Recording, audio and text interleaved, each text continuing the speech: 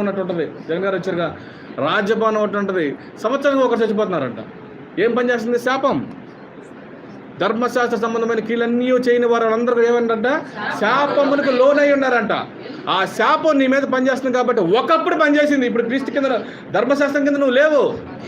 క్రీస్తును నమ్ముకుంటే మనకొచ్చే దేవుని అత్యధికమైన కృప ఏంటో తెలుసా? శాపం కింద, పాపం కింద నువ్వు నేను ఉండవు. ఇంకా శాప సంబంధమైన క్రియలు, పాప సంబంధమైన క్రియలు నీ మీద పని చేయవేక. నేను వాక్యం అంతా చెప్పిన తర్వాత శాపాన్ని తొలగించడానికి, పాపాన్ని తొలగించడానికి క్రీస్తు వచ్చాడమ్మా. క్రీస్తుని నమ్ముకుంటే నీ పరిస్థితి ఇలాగ ఉంటుందమ్మా. మన మీద పాపం పనిచేయడానికి వీల్లేదు, శాపం పనిచేయడానికి వీల్లేదని వాక్యం చెప్పి ఒక అరగంట సేపు ప్రార్థన చేసి వచ్చేసా. 10 రోజుల తర్వాత మళ్ళీ వచ్చింది ఆ సిస్టర్ నా దగ్గరికి. వచ్చామంటుంది, కుటుంబంలో ఇది వరకైనా లేని సమాధానం అనుభవిస్తున్నాను.